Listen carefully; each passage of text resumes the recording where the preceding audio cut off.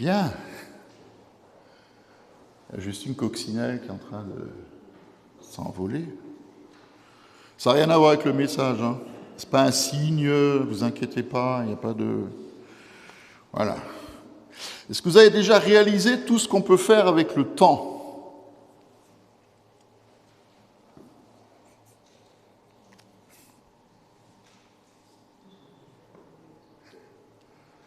Je me méfie. C'est bon ou pas ? Ok, ouais, ok. Ouais, non, mais c'est pas moi, mais c'est... Ouais. Est-ce que vous avez déjà réalisé tout ce qu'on peut faire avec le temps ? On peut se prendre le temps pour des choses qui sont importantes.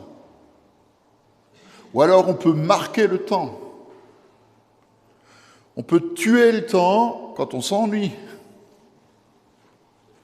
On peut gagner du temps quand on travaille vite.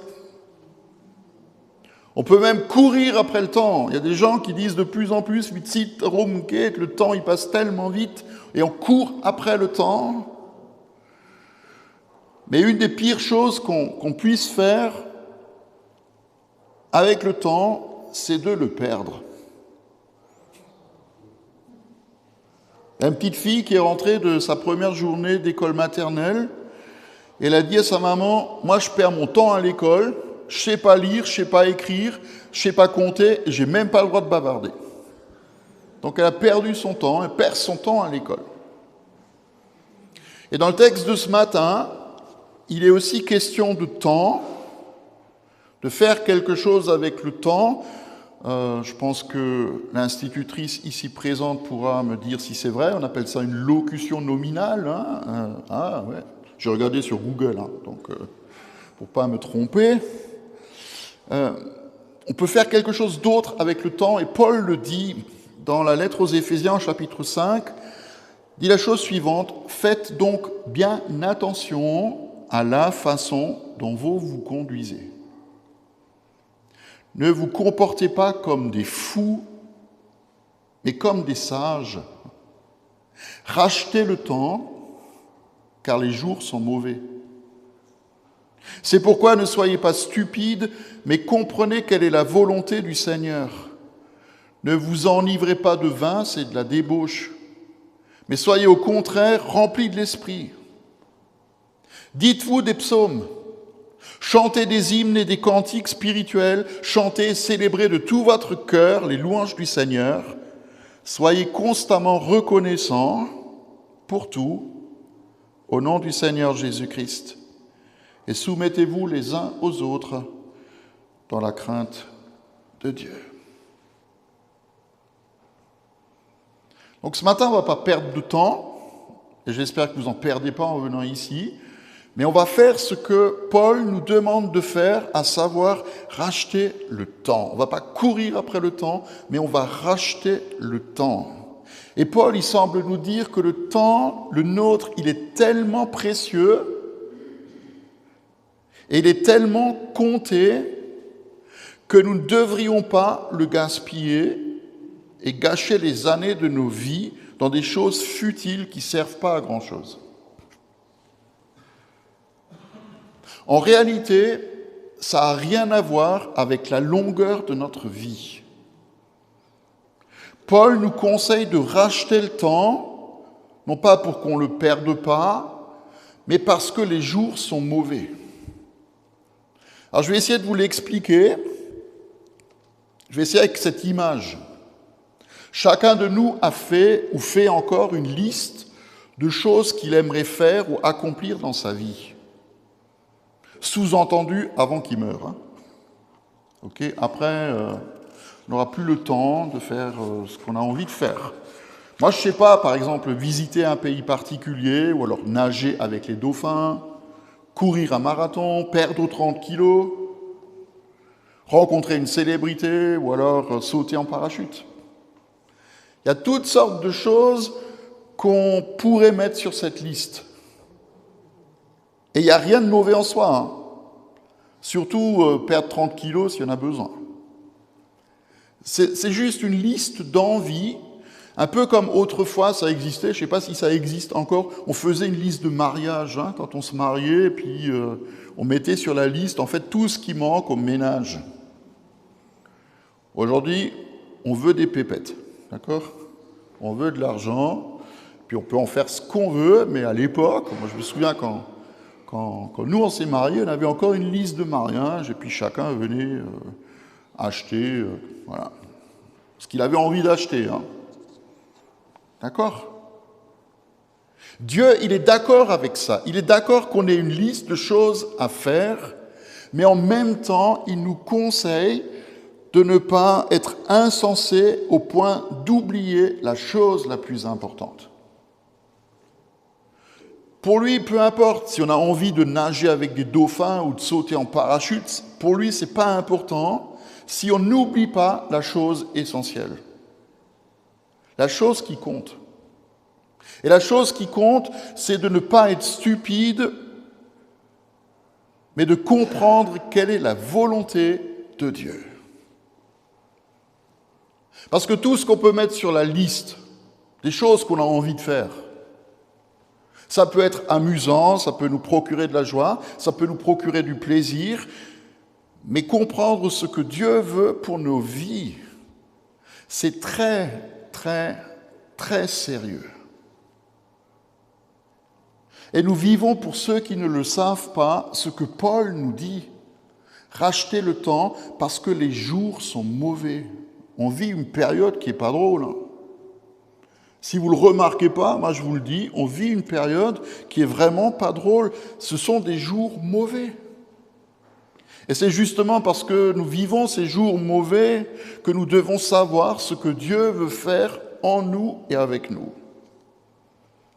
Et je vais le dire aussi simplement que le thème de ce dimanche, à savoir le grand commandement, c'est commencer déjà par aimer Dieu de tout notre cœur et tout le reste qui suit, et puis notre prochain comme nous-mêmes. Parce qu'il nous appelle à briller comme des lumières dans ce monde qui ne va pas trop bien. Un peu avant, dans cette lettre, ce chapitre 5 des Éphésiens, Paul il écrit « Autrefois vous étiez ténèbres », on était sur un mauvais chemin. Autrefois, vous étiez ténèbres, mais maintenant, vous êtes lumière dans le Seigneur. Et donc, conduisez-vous, non pas comme des idiots, mais conduisez-vous comme des enfants de lumière. Parce que la lumière, le fruit de la lumière consiste, en effet, dans toute forme de bonté, de justice et de vérité. Ça veut dire que si nous prenons la parole du Seigneur au sérieux, il va nous pousser à être bons, il va nous pousser à faire ce qui est juste et il va nous pousser à être vrais. Il ne va pas juste nous demander de discerner ce qui est bien ou mal, et vous savez comme moi que c'est à géométrie variable, en fonction de qui on est. Les uns vont dire que ça c'est bien, d'autres vont dire que ça c'est pas bien. Il ne va pas nous demander de faire le tri entre ce qui est bien et ce qui est mal, mais il veut nous demander de faire ce qui est juste. D'accord ? Et il nous demande d'être vrai. On n'est pas là, dans la maison du Seigneur, en train de jouer quelque chose. On est juste nous-mêmes. Et je le dis souvent, je suis devant vous comme je suis à la maison, je ne suis pas différent. Il nous demande d'être vrai. Et il nous demande de discerner sa volonté pour nous. Alors toute la question, c'est de savoir comment on peut la comprendre. Comment on peut savoir ce que Dieu veut? Alors évidemment, on peut se plonger dans la parole, on peut la mettre en pratique, on a entendu ce que le Seigneur a ordonné au peuple d'Israël, c'est inculquer ces choses, les commandements, les lois, aux enfants aussi, aux petits-enfants. C'est quelque chose qui manque beaucoup, je trouve, de nos jours. Nous plonger là-dedans, évidemment, c'est bien, et le Seigneur nous le demande. Mais le problème, c'est quoi? Le problème, c'est qu'on peut connaître un tas de choses à partir de la parole, mais ne pas les vivre. Les pharisiens du temps de Jésus, c'était des spécialistes de la loi, ils connaissaient leur Bible beaucoup mieux que moi. Ils la connaissaient par cœur, ils l'apprenaient par cœur. Mais ils étaient juste vides. Ils étaient juste religieux. Parce que le Seigneur ne nous demande pas de savoir plein de choses sur lui, mais de vivre avec lui et de mettre sa parole en nous. On a un bon exemple dans ce texte. Paul, il dit un peu plus tard, il dit, ne vous enivrez pas de vin. Ça mène à la débauche. Au fond, il a vraiment raison. Mais on peut aussi le comprendre, cette parole, comme une espèce de morale qu'on a connue peut-être autrefois et qu'on a peut-être encore en tête quand on pense Église. La liste, vous savez, de ce qu'on a le droit de faire ou de ne pas faire. Il ne faut pas tuer, il ne faut pas voler, il ne faut pas tricher, il ne faut pas danser. Autrefois, il ne faut pas jouer aux cartes, c'est diabolique, jouer aux cartes. Il ne faut pas tromper son conjoint. Il faut se taire à l'église, il faut se lever pour la prière, enfin des tas de trucs qu'on a mis sur le compte de la morale. Le problème, c'est que ça n'a jamais empêché quelqu'un de faire ces choses. Moi-même, étant enfant, je savais qu'on n'a pas le droit de voler, mais ça ne m'empêchait pas de piquer 2 francs dans le porte-monnaie de ma mère pour acheter des chewing-gums. Et idiot comme j'étais, je pensais qu'elle ne le saurait pas, mais elle sait aussi compter. Comprenez ce que je veux dire? On peut faire de la morale en disant « il ne faut pas que tu fasses ça, ça et ça », mais ce n'est pas parce que je dis que tu n'as pas le droit de le faire que tu ne vas pas le faire. D'ailleurs, c'est toujours la réponse qu'on donne aux gens quand ils disent, vous savez, les gens qui ne viennent pas à l'église, ils disent ceux qui vont à l'église, ils ne sont pas meilleurs que nous. Vous entendez ça, vous courez à l'église, de toute façon, vous n'êtes pas meilleurs que nous. La réponse qu'on peut donner, c'est oui, c'est vrai, mais nous, au moins, on le sait.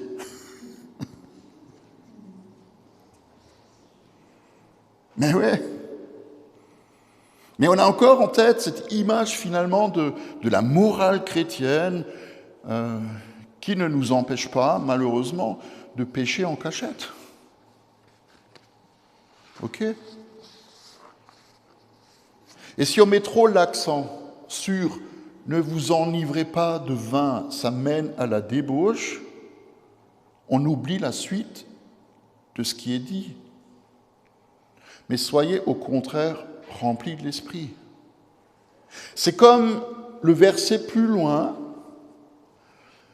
je sais que ça va vous faire mal aux oreilles, mais au verset 22, donc juste après, Paul il dit « Femmes, soyez soumises à vos maris ».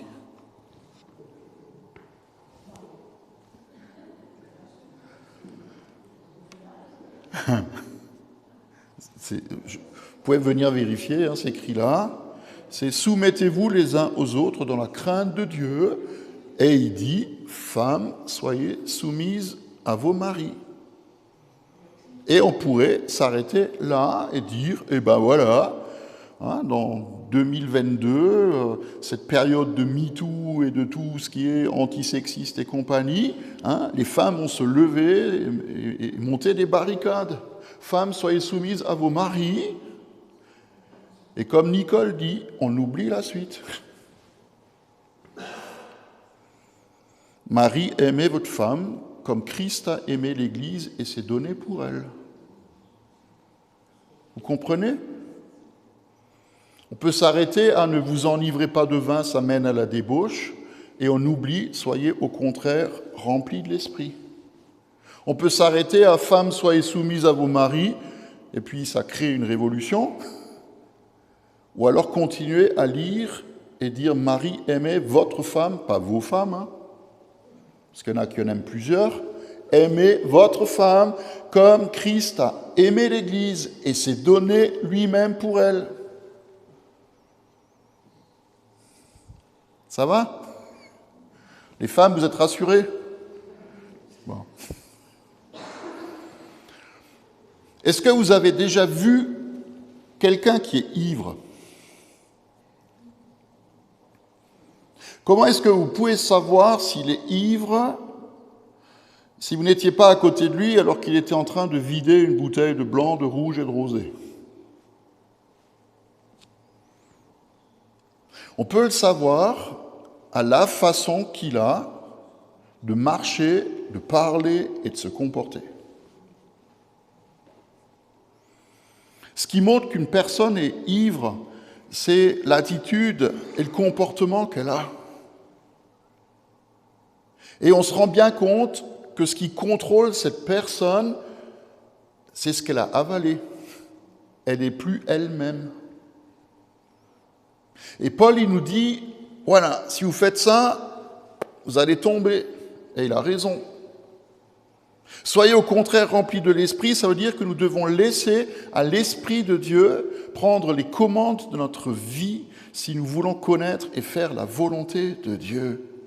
Et si nous acceptons de le laisser lui conduire notre vie au travers aussi de la parole que nous pouvons lire, il va nous montrer quoi faire, comment faire au temps voulu et au bon moment. Et non seulement nous devons être remplis de l'Esprit, mais nous devons continuellement être remplis de l'Esprit. C'est le sens du verbe grec, hein. Soyez remplis de l'Esprit, c'est soyez constamment remplis de l'Esprit. Pourquoi ? Parce que le Seigneur, il nous demande de donner, de partager avec les autres ce que nous avons reçu. Parce qu'il ne veut pas nous mettre dans une espèce d'aquarium bien en sécurité où on nage avec les poissons qui pensent comme nous, mais il nous met dans le monde. Il veut qu'on soit des lumières qui brillent dans les ténèbres. Il nous a appelés à devenir des pêcheurs d'hommes, pas à faire glou-glou dans un aquarium.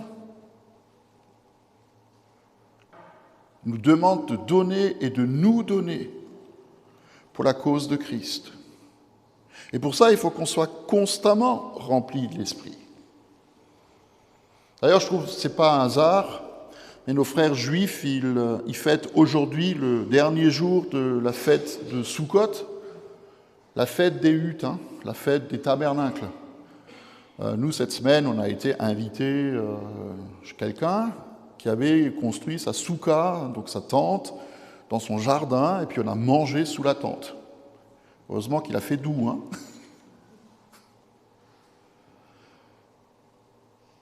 Et ce qui est beau, c'est qu'à un moment donné, dans la parole, dans l'Évangile, il nous est raconté que Jésus est allé à Jérusalem pour cette fête des tentes, et que le dernier jour de la fête, donc aujourd'hui, il s'est mis en haut des marches du temple et il a dit la chose suivante, que celui qui a soif, qui vienne à moi et qui boive, parce que des sources d'eau vive couleront de lui. Celui qui croit en moi, il y a des fleuves d'eau vive qui couleront de lui, comme l'a promis l'Écriture. Et il disait cela à propos de l'Esprit Saint que devaient recevoir ceux qui croiraient en lui. Frères et sœurs, si je donne en grâce, en bénédiction, en faveur, en paix, en amour, en joie aux autres ce que j'ai moi-même reçu, je vais avoir besoin d'être toujours à nouveau rempli pour que je puisse redonner encore. Et quand je redonne, être de nouveau rempli pour que je puisse encore donner. Tu inculqueras ces choses à tes fils et les fils les inculqueront à leurs fils. Et ben nous, on est invités, peut-être pas forcément à le donner qu'à nos bien-aimés, à nos proches, mais à tous ceux qui nous entourent. Donner ce que nous avons reçu. Je voudrais juste terminer en nous disant comment être constamment rempli. Et Paul, il le dit. Il dit 3 choses. Il dit la première chose, pour être constamment rempli, c'est de chanter. C'est de chanter. C'est de chanter les chants de louange. C'est de chanter et d'adorer le Seigneur. Et je pense que vous avez déjà fait cette expérience. À un moment donné, c'est que vous écoutez un chant et puis ça vous reste dans la tête.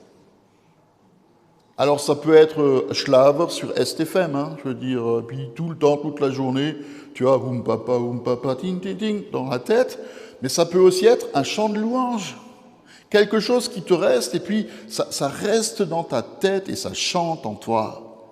Mais c'est comme ça que le Saint-Esprit, il continue de nous remplir. Sans compter que ça peut nous donner la paix, la joie, la force dont nous avons besoin. Puis la deuxième chose que Paul il nous dit, si on veut être constamment rempli de l'Esprit, c'est d'être reconnaissant. C'est de pouvoir dire merci. Pourquoi ? Pour tout. Combien de fois ? Tout le temps. Être reconnaissant tout le temps pour tout. Et je sais que c'est difficile pour beaucoup de gens. Surtout quand ils ne vont pas bien. Et quand on est dans cette attitude où on ne va pas trop bien, c'est plus facile de voir ce qui manque que de voir ce qu'on a. Par exemple, qui de nous est reconnaissant qu'il ait deux mains ? Et pas seulement une main. Ou alors de pouvoir marcher, de pouvoir se lever le matin, de pouvoir rire, de pouvoir entendre, de pouvoir voir, de pouvoir chanter, de sentir son cœur qui bat encore. Et souvent, on regarde plus à ce qui nous manque plutôt qu'à ce que nous avons. Et alors, du coup, on s'étonne si on tombe en dépression. Il faut qu'on apprenne à lever les yeux. Soyons remplis de l'Esprit, toujours et encore. Et ainsi, nous arriverons à comprendre quelle est la volonté du Seigneur